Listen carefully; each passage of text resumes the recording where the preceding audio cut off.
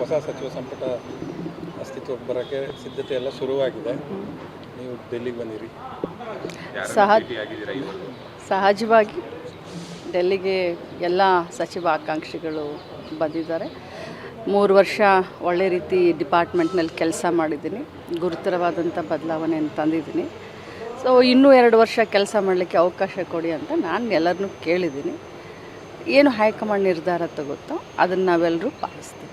ಅಲ್ಲ ಯಾರನ್ನ ಭೇಟಿ ಆದರೆ ನಮ್ಮ ರಾಜ್ಯಕ್ಕೆ ಸಂಬಂಧಪಟ್ಟಂಥ ಕಾಂಗ್ರೆಸ್ ಪಕ್ಷದ ಎಲ್ಲ ಮುಖಂಡರನ್ನು ಭೇಟಿಯಾಗಿದ್ದೀನಿ. ಭರವಸೆ ಏನು ಸಿಕ್ತು ಎಲ್ಲ? ಯಾಕಂದರೆ ಈ ಬಾರಿ ಎಲ್ಲ ಹೊಸ ಮುಖಗಳಿಗೆ ಅವಕಾಶ ಮಾಡಿಕೊಡ್ಬೇಕನ್ನೋ ಒತ್ತಾಯ ಜಾಸ್ತಿ ಇದೆ. ಮತ್ತು ಯಂಗ್ ಕ್ಯಾಬಿನೆಟ್ ಇರಬೇಕು ಅನ್ನೋವಂಥದ್ದು ಕೇಳಿ ಬರ್ತಾ ಇದೆ. ಆರೋಪಿಗೆ ಕೈ ಬಿಡಬೇಕು. ಮೊದಲನೇ ಬಾರಿ ಮಂತ್ರಿ ಆಗಿದ್ದೀನಿ, 3 ವರ್ಷ ಕೆಲಸ ಮಾಡಿದ್ದೀನಿ. ಸೊ ಪಕ್ಷದ ಡಿಸ್ಟ್ರಿಕ್ಟ್ ಅಧ್ಯಕ್ಷ, ಜಿಲ್ಲಾ ಅಧ್ಯಕ್ಷ ಆಗಿ ಕೆಲಸ ಮಾಡಿದ್ದೀನಿ. ರಾಜ್ಯದ ಮಹಿಳಾ ಕಾಂಗ್ರೆಸ್ ಅಧ್ಯಕ್ಷ ಆಗಿ ಕೆಲಸ ಮಾಡಿದ್ದೀನಿ.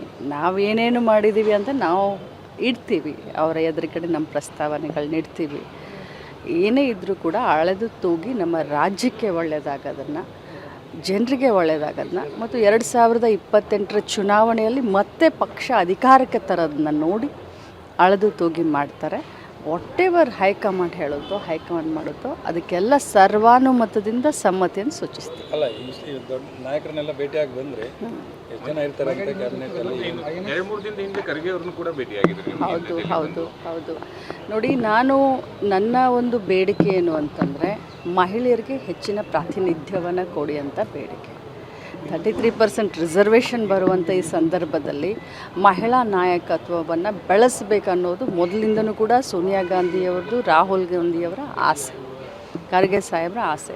ಸೊ ಅದರ ಪ್ರಕಾರ ಮಹಿಳೆಯರಿಗೆ ಜಾಸ್ತಿ ಪ್ರಾತಿನಿಧ್ಯ ಕೊಡಿ ಅಂತ ನಂದು ಹೇಳೋದ್ರ ಜೊತೆಯಲ್ಲಿ ಮಹಿಳೆಯರಿಗೆ ಇನ್ನು ಸ್ವಲ್ಪ ಜಾಸ್ತಿ ಪ್ರಾತಿನಿಧ್ಯ ಕೊಡಿ ಅಂತ ಕೇಳ್ತಾ ಇದ್ದೀನಿ.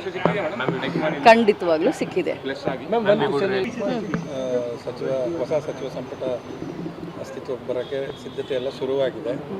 ನೀವು ಡೆಲ್ಲಿಗೆ ಬಂದಿರಿ, ಸಹಜವಾಗಿ ಡೆಲ್ಲಿಗೆ ಎಲ್ಲ ಸಚಿವ ಆಕಾಂಕ್ಷಿಗಳು ಬಂದಿದ್ದಾರೆ.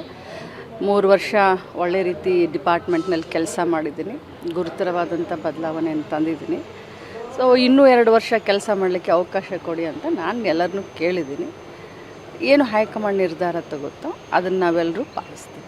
ಅಲ್ಲ ಯಾರನ್ನ ಭೇಟಿ ಆದರೆ ನಮ್ಮ ರಾಜ್ಯಕ್ಕೆ ಸಂಬಂಧಪಟ್ಟಂಥ ಕಾಂಗ್ರೆಸ್ ಪಕ್ಷದ ಎಲ್ಲ ಮುಖಂಡರನ್ನು ಭೇಟಿಯಾಗಿದ್ದೀನಿ. ಭರವಸೆ ಏನು ಸಿಕ್ತು ಎಲ್ಲ? ಯಾಕಂದರೆ ಈ ಬಾರಿ ಎಲ್ಲ ಹೊಸ ಮುಖಗಳಿಗೆ ಅವಕಾಶ ಮಾಡಿಕೊಡ್ಬೇಕನ್ನೋ ಒತ್ತಾಯ ಜಾಸ್ತಿ ಇದೆ.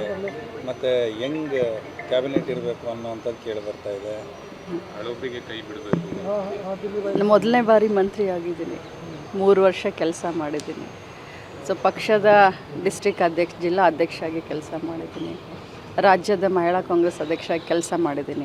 ನಾವೇನೇನು ಮಾಡಿದ್ದೀವಿ ಅಂತ ನಾವು ಇಡ್ತೀವಿ, ಅವರ ಎದುರುಗಡೆ ನಮ್ಮ ಪ್ರಸ್ತಾವನೆಗಳನ್ನ ಇಡ್ತೀವಿ.